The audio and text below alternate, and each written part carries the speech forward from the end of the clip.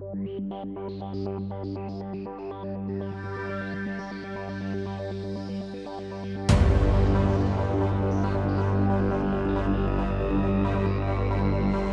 경희 피레타니원의 강재춘 원장입니다. 저번 시간에는 이제 모낭염의 원인, 특징, 증상에 대해서 설명을 드렸고요. 자, 이어서 모낭염의 발생 기전에 대해서 좀 설명을 드리겠습니다. 당연히 모낭염은 세포가 손상을 받은 거죠. 모낭 주변의 세포가 손상을 받은 겁니다.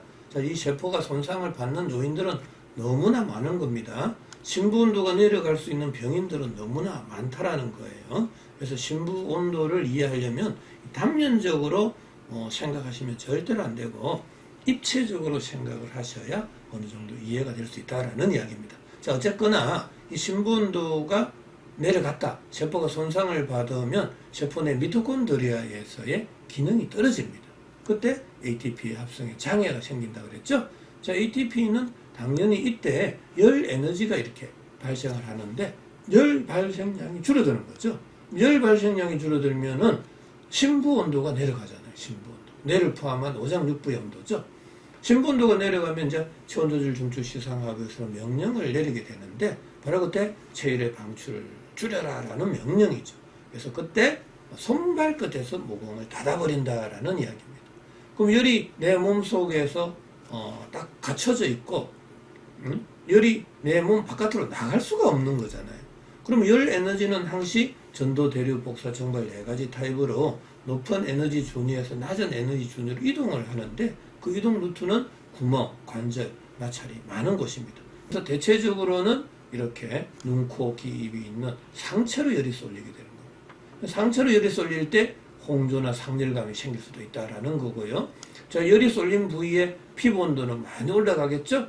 그때 모낭이나 모낭 주변에 염증이 생기는데 그때 피부 발적, 발진, 화끈거림, 따가움 이런 다양한 발열성의 염증이 생길 수 있다라는 거고요. 바로 이게 이제 모낭염이 되는 거죠.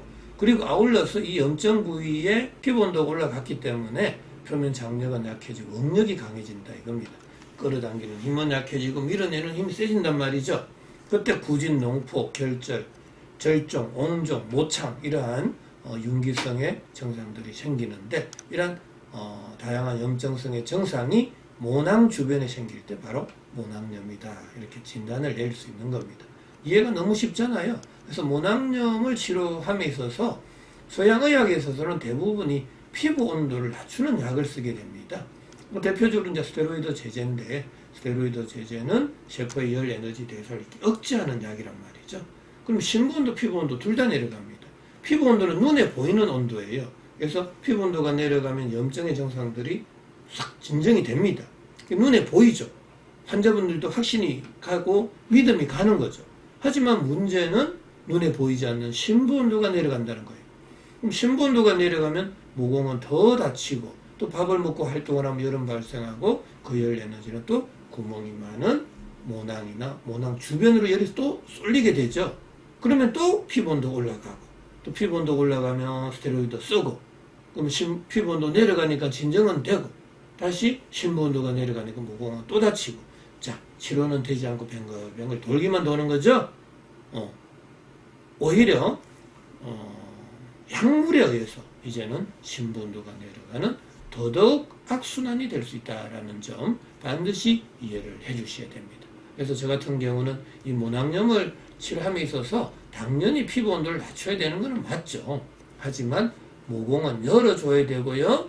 또 낮아져 있는 심부 온도는 올려야 된다라는 이야기입니다. 치료의 3대 원칙을 지키면서 치료를 해줘야 된다라는 이야기예요. 자, 그러면은 이 모낭염에 대한 궁금증도 한번 우리가 풀어보죠. 자, 왜 모낭 주변에 발적, 따가움, 화끈거림 등의 증상이 생기나요? 라는 이야기입니다. 세균과 바이러스가 들어갔다고 이런 증상이 생깁니까? 그렇지 않습니다. 내 몸에 있는 열 에너지가 골고루 분산되어 있지 않고 어느 한쪽으로 열이 쏠려버린 겁니다. 그럼 그 쏠린 부위에 조직의 온도, 피부 온도가 올라간 거죠. 그때 발적, 따가움, 화끈거림이 생겼다라는 이야기예요. 우리가 한문으로도 이 불꽃 염자도요, 불화가 이 중첩 교차가 된 걸 알 수 있잖아요. 그래서 열이 많이 쏠려서 염증이 되었다, 이렇게 보시면 되고요. 홍조나 상열감 등이 왜 잘 동반되는가라는 이야기입니다. 자, 열 에너지는 구멍, 관절, 마찰이 많은 데로 열이 쏠린다 그랬죠. 그래서 구멍이 많은 상체로 열이 쏠리는 겁니다. 상체로. 그래서 상열감이 잘 생기고 또 얼굴이 붉어질 수 있다라는 이야기죠. 자, 세 번째, 구진, 농포, 낭종, 절종, 옹종 등이 왜 생기느냐. 이러한 증상들은 다 조직의 융기 증상이죠. 조직이 변형이 된 거죠. 양방에서 조직의 변형은 유전자의 변이 돌연 변이로 보고 있는데 저는 그렇지 않다라는 이야기고요. 피부 온도가 올라간 부위는 끌어당기는 표면 장력이 약해지고 밀어내는 힘이 세진다 그랬죠.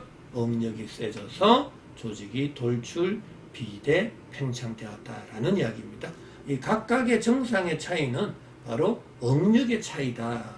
열 에너지의 발생량, 열 쏠림의 양의 차이로 증상의 차이가 생길 수 있다, 이렇게 보시면 되겠고요.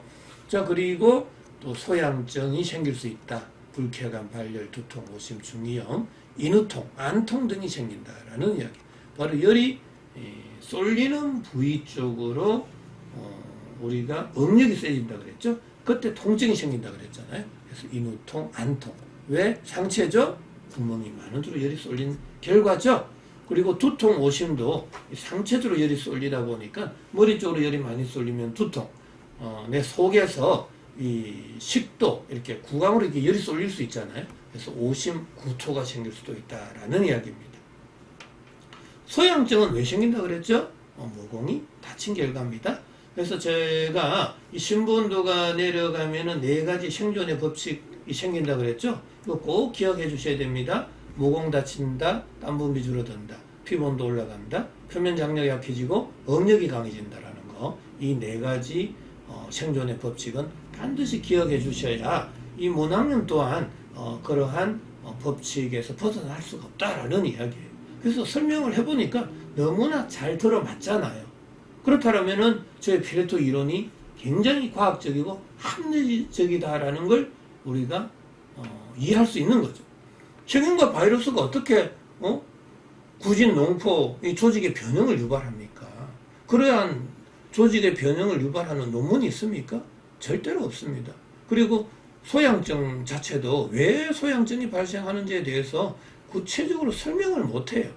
긁고 나면 왜 시원하죠? 왜 생리 전후 또 밤이 되면 왜 더 가려움증이 생기죠? 그거에 대한 대답도 못합니다. 하지만 저 같은 경우는 긁을 때 모공이 열려서 열이 방출이 되잖아요. 그래서 시원한 거고, 생리 전후나 밤이 되면은 신분도가 더 내려갑니다. 그럼 모공은 더 다치기 때문에 열이 더 방출이 안 되는 거죠. 그래서 긁어서 열을 빼내게 된다라는 이야기예요.